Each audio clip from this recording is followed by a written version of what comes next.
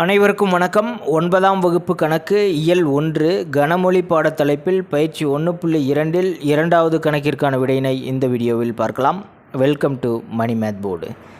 கணக்கு எண் 2 பின்வரும் கணங்களில் எவை முடிவுறு கணம் எவை முடிவுறா கணம் என கூறுக. இப்போ முடிவுறு கணம் முடிவுறா கணம் கணங்களின் வகைகளிலே நம்ம பார்த்தோம்.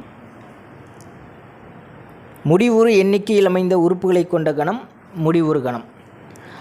ஒரு கணத்தில் உள்ள உறுப்புகளின் எண்ணிக்கை முடிவுறு எண்ணிக்கையில் இல்லையெனில் அந்த கணம் முடிவிலா கணம் அல்லது முடிவுறா கணம் எனப்படும்.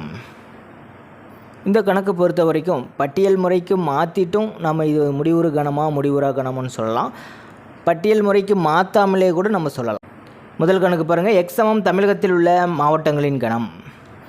தமிழகத்தில் இந்த தேதியில் 38 மாவட்டங்கள் இருக்குது. எல்லாத்தையும் பட்டியல் முறையில் எழுதணுமான்னு கேட்டால் அவசியம் இல்லை.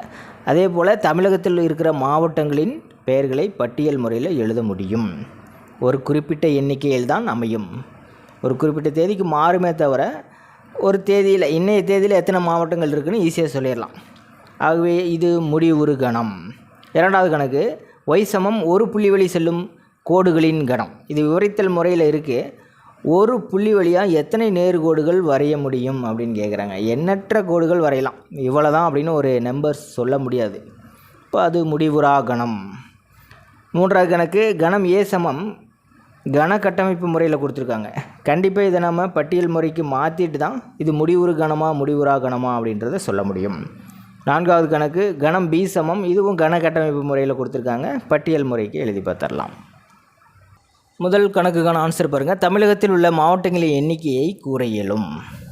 இப்போ எத்தனை மாவட்டங்கள் இருக்குது அப்படிங்கிற எண்ணிக்கையை நம்மளால் சொல்ல முடியுதுன்னாவே அது முடிவுறு கணம் தான்.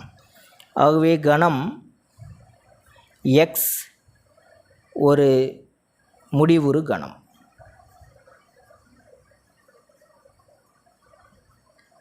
இரண்டாவது கணக்கு ஒரு புள்ளி வழி செல்லும் நேர்கோடுகள். ஒரு புள்ளி நம்ம வச்சுட்டு அது வழியாக எத்தனை நேர்கோடுகள் வரைய முடியும் அப்படின்னு கேட்குறாங்க.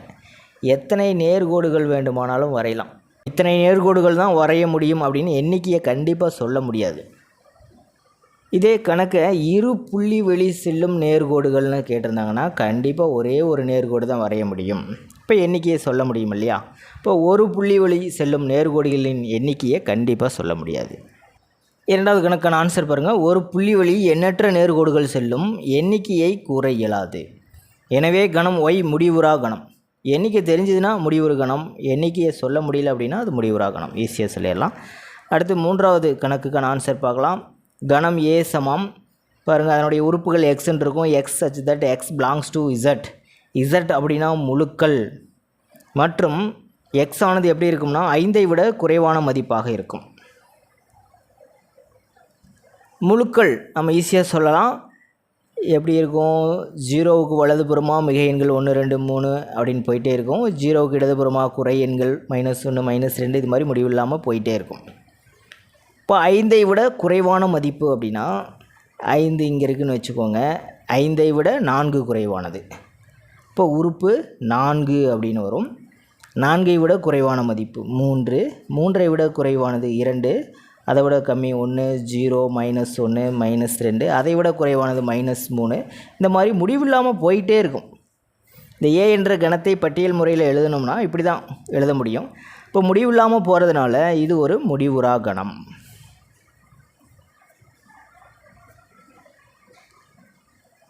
எப்போ இந்த கணம் முடிவுறு கணமில் இருக்கும்னா எக்ஸ் பிலாங்ஸ் டு டபிள்யூ. முழு எண்கள் அப்படின்னா 0வோட கட்டாயிரும். X belongs to N capital N அப்படின்னா இயலெண்கள். இப்போ 1ஓட கட்டாயிரும். எக்ஸ் பிலாங்ஸ் டு இசட்னு சொன்னதுனால தான் முடிவுறா கணமாக இருக்குது. நான்காவது கணக்குக்கான ஆன்சர் பார்க்கலாம். கணம் பி சமம் அதனுடைய உறுப்புகள் எக்ஸ் அப்படின்னா x² - 5x + 6 = 0 ஒரு சமன்பாடு கொடுத்துட்டாங்க. எக்ஸ் என்பது இயலெண்ணாகத்தான் இருக்கும்.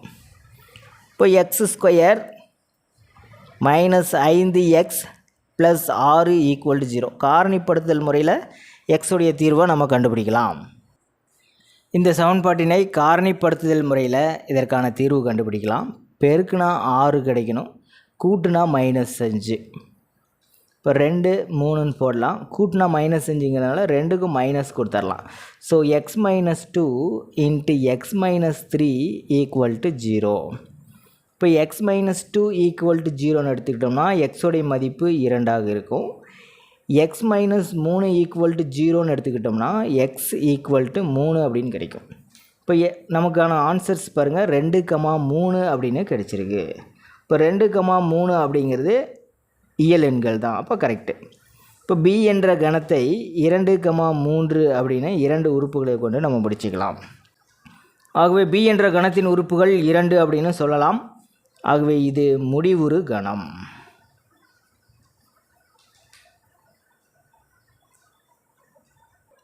அவ்வளோதான் சார். பயிற்சி 1.2 மூன்றாவது கணக்கிற்கான விடையினை அடுத்த வீடியோவில் பார்க்கலாம். மேலே இருக்கிற ஐகார்ட் செக் பண்ணிக்கிங்க. இந்த கணக்கில் உங்களுக்கு கூடுதலான விளக்கம் தேவைப்பட்டால் கீழே இருக்கிற கமெண்ட் பாக்ஸில் கேளுங்க. தேங்க்யூ.